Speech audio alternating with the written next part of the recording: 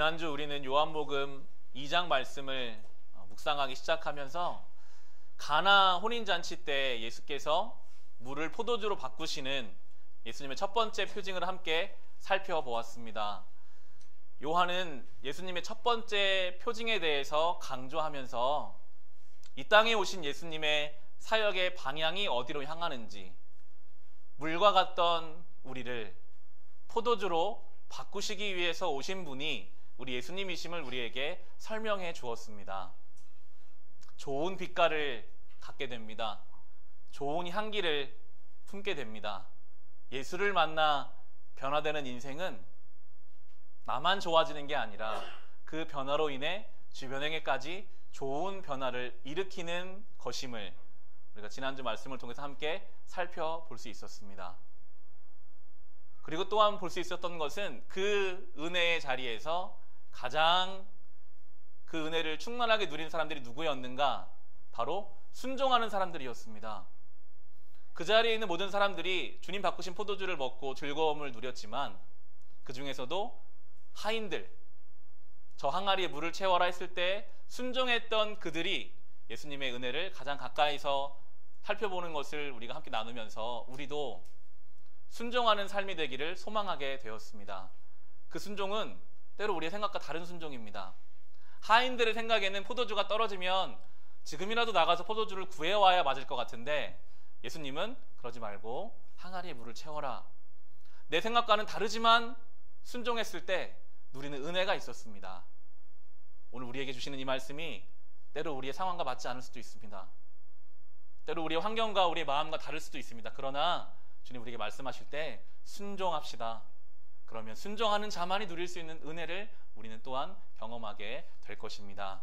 예수 안에서 변화를 경험하고 순종함으로 은혜를 누리는 저와 여러분이 될 수 있기를 간절히 소망합니다. 이어지는 이 요한복음 말씀에서 계속해서 변화에 대해서, 회복에 대해서 주님은 말씀하십니다. 오늘 본문에서 예수님은 이제 예루살렘 성전으로 올라가십니다.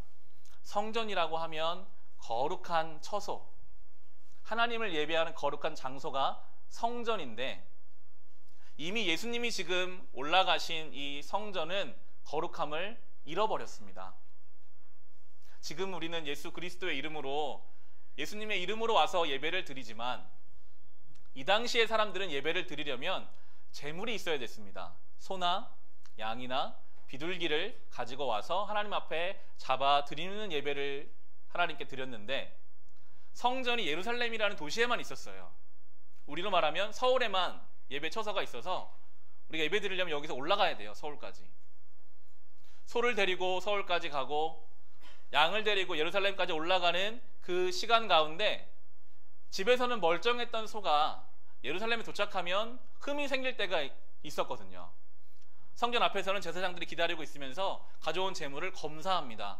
이건 지금 흠이 있어서 예배를 못 드립니다. 이건 지금 이 부분이 하나님 앞에 합당하지 않아서 예배를 못 드립니다 라고 하면 예배드리기 어렵잖아요. 그래서 언제부턴가 편의를 위해서 성전에서 이 동물들을 팔기 시작했습니다. 멀리서부터 오는 사람들, 예배드리기 오는 사람들이 어려움을 겪을까 그들을 배려하는 마음으로 시작한 이 동물을 판매하는 일이 언제부턴가 자기 이익을 취하려고 하는 수단이 되어버립니다. 멀쩡한 재물을 잘 가지고 왔는데도 제사장이 이거를 보면서 흠을 찾아내기 시작하는 거예요. 이거는 이 부분 때문에 잘 갖고 왔지만 이거 안 되겠습니다. 여기서 파는 동물을 다시 사세요. 언제부턴가 자기들이 준비한 동물만을 팔기 위해서 흠을 찾아내고 동물을 가져오지 못하게 하고, 어떡합니까? 예배드리러 며칠을 걸어온 사람도 있는데 눈물을 머금고라도 더 비싼 가격을 주고 동물들을 사기 시작했습니다. 오늘 본문에 보시면 성전세 이야기도 나옵니다. 동전을 가지고 성전세를 내야 되는데 이 동전도 아무 동전에나 받질 않는 거예요. 그 당시에 로마 화폐의 경우에는 황제의 얼굴이 새겨진 경우도 있었는데 어떻게 하나님께 예배를 드리고 성전세를 드리는데 사람의 얼굴이 들어간 동전을 바칠 수 있느냐? 따로 성전세용 동전이 생겨나게 되고 사람들이 성전에 와서 그 동전을 다시 바꾸기 위해서 더 비싼 돈을 내야 되는 상황이 지금 이 예루살렘의 모습이었습니다. 예수님이 그 성전에 오늘 찾아가고 계십니다. 15절을 보시면 예수님이 그 성전에 들어가셔서 불같이 화를 내십니다. 15절에 노끈으로 채찍을 만들어 양과 소와 함께 그들을 모두 성전에서 내쫓으시고 돈 바꾸어 주는 사람들의 돈을 쏟아버리시고 상을 둘러 엎으셨다라고 나옵니다. 그럼 상상이 되세요? 인자하신 예수님이 화를 내신다. 그냥 말로 화내시는 것도 아니고 채찍을 만들어서 사람들을 내쫓으시고 상을 뒤집어 엎으시고, 아마 그 옆에 있던 제자들에게도 굉장히 인상적이었던 것 같아요. 예수님 화내시는 그 장면이 사복음서에 다 기록되어 있습니다. 예수님이 불같이 화를 내시면서 말씀하십니다. 16절 보시면 비둘기 파는 사람들에게는 이것을 걷어치워라. 내 아버지의 집을 장사하는 집으로 만들지 말아라 하고 말씀하셨다 나옵니다. 장사하는 집으로 만들지 마라. 병행구절인 공관복음서에 보면 이렇게 나옵니다. 예수께서 가르치시면서 그들에게 말씀하셨다. 기록된 바 내 집은 만민이 기도하는 집이라고 불릴 것이다 하지 않았느냐. 그런데 너희는 그곳을 강도들의 소굴로 만들어 버렸다라고 예수님 말씀하세요. 성전은 기도하는 집이 돼야 되는데 강도들의 소굴이 되어버렸다. 예수님은 중심을 보시거든요.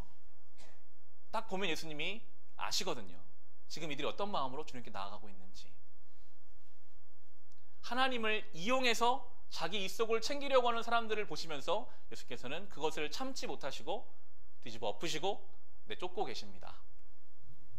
6월절 예루살렘은요, 아주 많은 사람들이 몰려드는, 다른 사람이 보면 거룩한 모양입니다. 야, 이 사람들 신앙심이 대단하구나. 자기의 생활도 잠깐 멈춰두고 며칠 길을 걸어와서 예배드리는 사람이 이렇게 많은가. 겉으로 볼 때는 그렇게 멋져 보였지만 정작 예배를 받으시는 예수님 보실 때는 겉만 멀쩡한, 그러나 그 속을 들여다보면 내가 어떻게 하나님을 통해서 내가 원하는 걸 채울 수 있을까. 속은 비어있는 그러한 신앙의 모습이었습니다. 오늘 이 본문을 묵상하면서 나의 신앙은 어떠한가 돌아보게 되더라고요. 우리 안에 아무에게도 말하지 않은 우리의 생각을 만약에 실무로 할 수 있다면, 우리 안에 하나님을 향한 태도, 우리의 믿음, 우리의 헌금하고 있는 마음, 우리의 여러 가지 우리 안의 신앙을 오늘 본문처럼 눈에 보이는 성전으로 만들 수 있고, 그 만들어진 성전에 예수님을 모신다면 여러분 어떨까요? 여러분의 신앙의 성전을 예수님이 기뻐 받아 주실까요?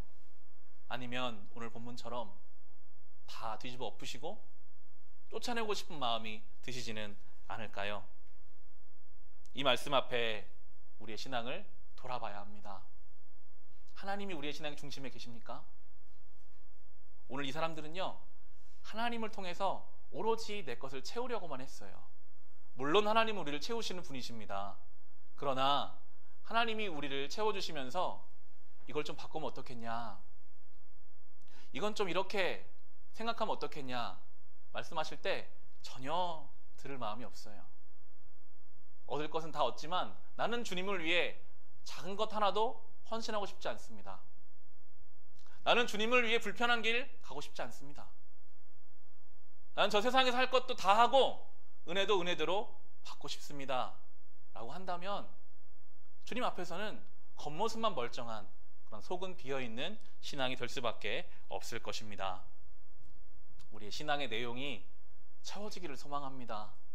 겉모습만이 아니라 내용이 채워지는 신앙. 무엇으로 우리의 내용을 채울 수 있을까요?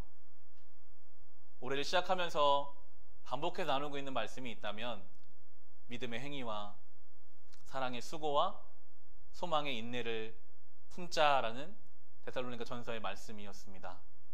믿음으로 우리의 신앙은 채워집니다. 그 믿음은 믿음의 행위로 풍성해질 것인데, 저는 계속 묵상했거든요. 믿음의 행위라는 게 뭘까? 어떻게 행하는 것이 믿음으로 행하는 것일까? 제가 묵상한 바를 나누자면, 우리는 수많은 판단을 하고 결정을 내립니다. 하루에도 수없는 판단과 결정을 내리겠죠. 그 판단의 자리에서, 결정의 자리에서 하나님을 믿는 사람으로서 결정을 내리는 것이 믿음의 행위입니다. 그 자리에서 하나님이 지금 나를 보고 계시지, 지금 하나님이 나를 알고 계시지 않은 마음을 가지고 결정하는 사람으로 사십시오. 그것이 믿음의 행위입니다. 판단해야 하는 그 자리에서 이 땅에서의 삶이 끝이 아니라 나는 이 땅의 삶을 마치면 영원한 하나님 나라를 간다라는 믿음을 가지고 있는 사람으로 결정하십시오. 그것이 믿음의 행위입니다. 그렇게 우리가 우리의 삶을 하나하나 믿음으로 결정하며 한 발 한 발을 나아갈 때 우리의 신앙은 믿음으로 채워져 가게 될 것입니다. 성경에서 말하는 사랑은 수고하는 사랑입니다. 하나님을 사랑하신다면 하나님과 하나님 나라를 위해 기쁘게 수고하시기를 바랍니다. 여러분의 가족을 사랑하신다면 가족을 위해 수고하는 것을 억울해하지 마십시오. 그것이 사랑입니다. 교회를 사랑하신다면, 성도를 사랑하신다면, 이웃을 사랑하라는 주의 말씀에 순종하기를 원하신다면 수고해야 합니다. 그것이 우리에게 말씀하시는 사랑의 모습이기 때문입니다. 소망의 인내를 말씀하십니다. 우린 소망하는 바가 있거든요. 하나님, 나 이렇게 됐으면 좋겠습니다. 우리 가정이 이렇게 됐으면 좋겠어요. 우리의 교회가, 우리 소망하는 바가 있다면 그 소망을 하나님이 반드시 이루실 줄을 믿고 하나님의 때에 하나님의 방법으로, 심지어 하나님의 모양으로 만드실 것을 소망하며 인내하시기 바랍니다. 소망은 인내로 완성되어 갑니다. 기도의 자리에서 인내하십시오. 묵묵히 기다림으로 인내할 때 우리의 소망을 주님께서 이루어 가실 것입니다. 이렇게 우리의 신앙의 내용이 채워져 가야 합니다. 말씀을 붙잡으시기 바랍니다. 나누고 이 말씀은 믿음, 사랑, 소망, 이것은 성경에서 나온 것이거든요. 우리가 주님 말씀을 붙잡고 살면요, 자연스럽게 주님 중심으로 신앙의 길을 걸어갈 수밖에 없습니다. 계속 우리를 잡아당기세요. 그런데 말씀에 관심 갖지 않고 그냥 내 마음대로 신앙생활 10년, 20년, 30년을 신앙생활을 해도 내가 하고 싶은 대로 하는 거예요. 하나님의 뜻이 어디에 있는지, 하나님 마음 무엇인지 관심이 없어요. 이 장사꾼과 같은 예루살렘의 유대인들처럼 하나님 통해서 나 원하는 거 채우고 마음에 안 드는 건 하기 싫고, 이러한 모습으로 가면 주님 앞에서는 빈 모습밖에 될 수 없을 것입니다. 주님 앞에서 말씀 중심으로 건강하게 채워져 있는 신앙의 삶을 함께 걸어갈 수 있기를 소망합니다. 오늘 이 본문을 묵상하면서 한 가지 더 생각할 수 있었던 것은, 주님께서 성전을 참 사랑하셨구나. 주님께서 이 예루살렘에 모여있는 이 유대인들을 사랑하셨구나 하는 것을 또한 느낄 수 있습니다. 사랑하셨기 때문에 가서 뒤집어 엎으신 거거든요. 사랑하셨기 때문에 다섯 내쫓으시고 새롭게 되기를 원하신 것입니다. 바라기는 오늘 이 예배 가운데 주님이 우리 안에 오셔서 주님 보시기에 합당하지 않은 것들은 다 내어 쫓아주시고, 아닌 것들은 다 뒤집어 엎어주시고, 부족한 것은 주님이 사랑으로 채워주시고, 우리 갈 바를 모를 때는 그 갈 길을 가르쳐주시는 그 주님의 은혜가 우리 가운데 있기를 간절히 소망합니다. 저는 그렇게 예배를 준비하게 되더라고요. 우리 교회를 그렇게 소망하게 되더라고요. 우리 교회가, 우리 예배가 이 예배 가운데 나오면 주님이 오셔서 우리의 마음 가운데, 우리의 심령 가운데 성령이 일하셔서 아닌 것들은 뒤집어 엎으시고, 잘못된 것은 쫓으시고, 새롭게 하시고, 온전하게 하셔서 우리가 그 주님을 경험하는 예배, 경험하는 신앙이 되기를 간절히 소망합니다. 주님 분명히 원하시는 바가 있거든요. 분명히 여러분에게 이 부분은 좀 바뀌면 좋겠다 하시는 것이 있을 것입니다. 신앙은 주님과의 관계여서 우리가 주님 앞에서 받은 은혜를 가지고 살 때 처음에는 그냥 아무것도 없이 주시다가도 어느 순간부터 요구하세요. 이건 이렇게 하면 좋지 않겠냐? 사람마다 다를 것입니다. 물질을 대하는 태도, 자녀를 대하는 마음, 일상 속에서 어떻게 사람들을 대할 것인가, 염려와 걱정의 우리의 삶의 모습들, 분명히 하나님은 예배와 말씀과 기도의 자리를 통해서 뭔가를 바꿔가기를 원하십니다. 우리의 신앙이 깊어질수록이요, 그것들을 깨닫고 바꿔가요. 처음에 예수를 만나면 삶의 방향이 크게 바뀌었다면 그 다음에 신앙의 여정은 좀 더 세밀하게 바꿔가는 것입니다. 삶의 한 영역을 주님 원하시는 모습으로 바꿔가고 또 다른 부분을 바꿔가고 그렇게 주님 앞에서 하나하나 온전하게 바꿔가는 그 과정을 통해서 우리의 신앙은 성숙해지게 될 것입니다. 오늘 이렇게 예수께서 오셔서 채찍으로 사람을 쫓으시고 뒤집어 엎으시니까 그 주변의 사람들이 다 놀랬죠. 저 사람은 누구인가? 이렇게 묻습니다. 18절을 보시면 유대 사람들이 예수께 물었다. 당신이 이런 일을 하다니 무슨 표징을 우리에게 보여주겠소? 라고 묻습니다. 범상치가 않거든요. 30살밖에 안 된 청년인데 성전에 와서 사람들을 내어 쫓고 또 옳은 이야기를 하니까 사람들이 묻습니다. 혹시 당신이 메시아이면 메시아인 좀 표징을 보여달라. 하나님의 아들, 살아있는 하나님의 말씀이신 예수 그리스도가 오셔서 그 앞에서 행하시는데도 사람들의 반응은 무엇입니까? 내가 좀 믿고 싶으니 증거를 좀 보여달라. 얼마나 믿음을 갖는 것이 어려운지를 다시 한번 생각하게 됩니다. 예수님이 오셔서 말씀하셔도요, 뭔가를 더 보기를 원해요. 내가 못 믿겠으니 증거 좀 보여주면 내가 믿겠습니다. 그런데 예수님은 그들에게 다른 증거를 보이지 않으시고 어떻게 보면 엉뚱한 이야기를 하십니다. 19절 보시면 예수께서 그들에게 말씀하셨다. 이 성전을 허물어라. 그러면 내가 사흘 만에 다시 세우겠다라고 말씀하십니다.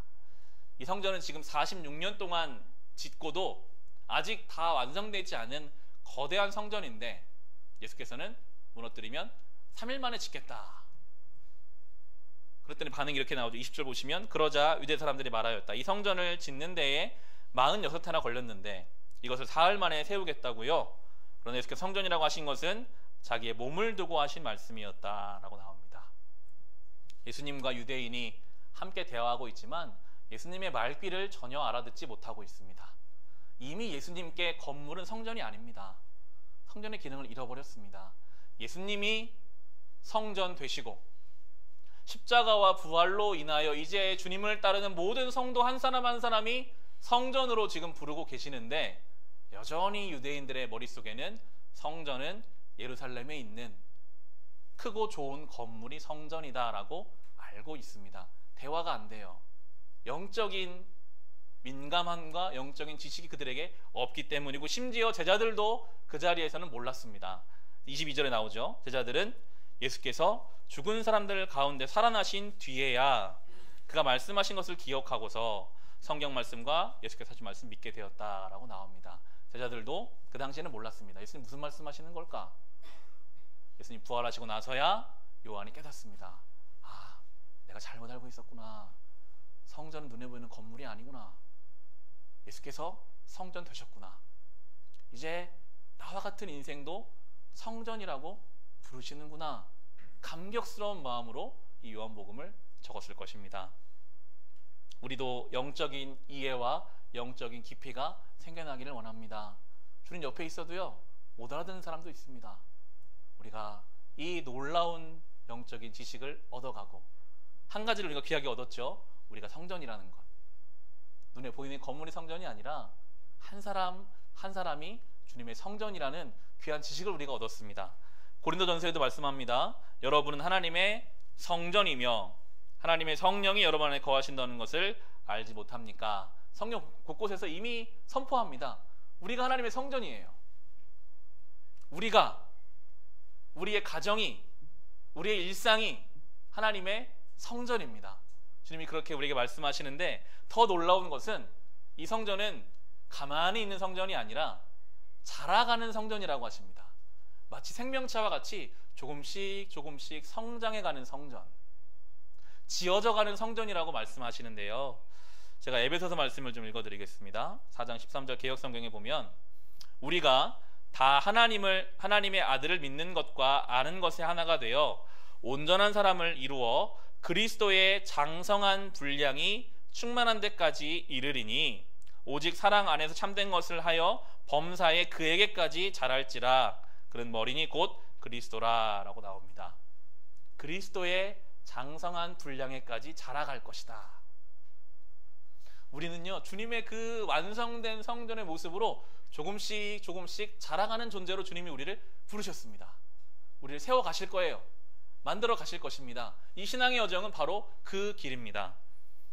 중요한 것은 이 사실을 인식하는 것입니다. 아, 내가 하나님의 성전이지. 내가 오늘도 지어져 가고 있지. 이것을 아는 것이 굉장히 중요합니다. 그냥 나 살고 싶은 대로 사는 인생 살라고 주님이 나를 이 땅에 보내신 게 아니라 이 땅에서 성전으로 세워져가는 시간이 되라. 우리를 그렇게 부르셨어요. 여러분의 삶의 그 자리가요, 단순히 여러분이 일하고 관계를 맺는 것으로 끝나는 자리가 아니라 그 자리를 통해서 성전을 세워가시기 위해서 여러분을 부르셨고요. 여러분의 가정도, 이 교회도 결국 주님께서 우리를 성전으로 만들어 가시기 위해서, 그리스도의 장성한 분량에까지 만들어 가시기 위해서 우리를 부르셨다라고 말씀해 주고 계십니다. 특별히 말씀을 준비하면서 허락하신 우리 가정이 성전임을 알게 되고 소망하게 되더라고요. 가정 안에서 어떻게 지내십니까? 가정도 참 분주한 것 같아요. 할 일들이 많죠. 중요한 가정 안에 결정사항이 있다면 그거더라고요. 다음 끼에 무엇을 먹을 것인가, 저녁에 무엇을 먹을 것인가. 이게 굉장히 중차대한 문제인 것을 요즘 아내와 함께 살면서 느끼는데, 저희 아내가 자주 하는 말이 요즘 그겁니다. 여보, 나 먹고 싶은 게 생겼어. 저녁에는 피자를 먹고 싶어. 어제는 감자튀김을 먹고 싶어. 여러 가지 뭐 먹고 싶은지 메뉴를 결정하는 것, 가정 안에서 중요한 일이죠. 거처를 결정하는 것, 이사를 했거든요. 우리가 살 집을 결정하는 것 늘 신경 쓰입니다. 자녀를 양육하는 것, 어떻게 우리의 경제 상황들을 잘 이끌어 갈 것인가, 결정해야 하고 생각해야 하고 계획해야 될 것이 많다 보니까 가정이 굉장히 분주할 수 있습니다. 그런데 정말 우리의 가정을 하나님의 성전이라고 믿는다면 우리의 가정 안에 영적인 일들이 있어야 합니다. 태중에 자녀가 생기고 식사 때마다 기도를 해요. 제가 하기도 하고 아내가 기도하기도 합니다. 하루에 2번이고 3번이고 기도할 때마다 자녀를 위해 기도합니다. 하나님, 태중에 주신 이 생명이 건강하게 자라게 하십시오. 그때마다 아픈 사람을 위해 기도하기도 하고 부모님을 위해 기도하기도 합니다. 좋더라고요. 가정 안에서 기도의 소리가 나야 합니다. 기도하십시오. 성전이기 때문입니다. 저희 아내가 오디오 성경 교회에서 올려드리잖아요. 오디오 성경을 이제 틀어놓거든요. 항상 침대에 누워서 불을 꺼놓고 성경을 딱 틀어요. 저건 자겠다는 의미가 아닌가 생각이 들지만 가서 틀어놓으면 이제 저는 교회 안에, 가정 안에 성경 말씀이 들리는 게 참 좋더라고요. 3번 중에 2번은 자고 있기 때문에 제가 가서 이제 꺼주지만, 그래도 가정 안에 성경 말씀이 흘러있는 가정, 여러분 말씀을 가까이 하는 가정이 되십시오. 틀어놓으세요. 기도하세요. 성전이거든요. 그렇게 성전을 세워가야 합니다. 우리의 일상이 성전으로 세워져 갈 수 있는 은혜가 우리에게 있기를 소망합니다. 세종에 살면서 건물이 올라가는 걸 많이 보게 됩니다. 앞에 있는 건물도 이제는 많이 올라갔지만 처음에 이 건물을 지으려고 준비할 때는 한참 시간이 지나도 아무런 진전이 없는 것처럼 보이는 거예요. 높이 올라갈 건물인데 언제 올라가려나. 우리 눈에는 보이지 않지만 기초공사를 열심히 하는 것이더라고요. 높이 올라가야 되는 건물일수록 기초를 든든하게 다져야 언제부터는 보이는 것들이 올라가기 시작하는 것처럼, 우리가 하나님의 성전으로 지어져 가려면 우리의 믿음의 기초들이 든든하게 다져져야 합니다. 다른 것이 없습니다. 말씀을 가까이 하는 것, 날마다 하나님 말씀 붙잡는 것, 기도에 무릎을 꿇는 것, 하나님 앞에 기도하는 그 시간들, 그 신앙의 기초가 닦여지지 않으면요, 지을 수가 없어요. 왜 나는 은혜를 못 받지? 왜 나는 10년을 신앙생활을 늘 그 자리에 있는 것 같지? 혹시 그런 생각이 드십니까? 우리의 믿음의 기초를 닦아야 합니다. 하나님 말씀을 붙잡으십시오. 기도의 무릎을 꿇으십시오. 그렇게 건강하게 우리의 신앙 기초가 다져질 때 자연스럽게 우리의 신앙은 조금씩 조금씩 자라나게 될 것입니다. 1월의 마지막 주가 되었습니다. 벌써 1월이 지나갑니다. 올 한 해 시작하시면서 결단한 것들이 있으십니까? 하나님 앞에 마음먹은 것들이 있으십니까?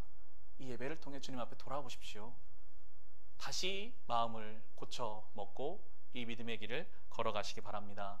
바라기는 이 올 한 해가 우리가 주님의 그 거룩한 분량에까지 자라가서 우리도 주님처럼 용서할 수 있고, 우리도 주님처럼 사랑할 수 있고, 우리도 주님처럼 우리의 십자가를 지고 좁은 길을 기쁨으로 걸어갈 수 있고, 우리의 그 신앙을 통해 하나님의 나라가 우리의 가정 가운데, 우리 일상 가운데 일어날 수 있는 한 해가 되기를 소망합니다.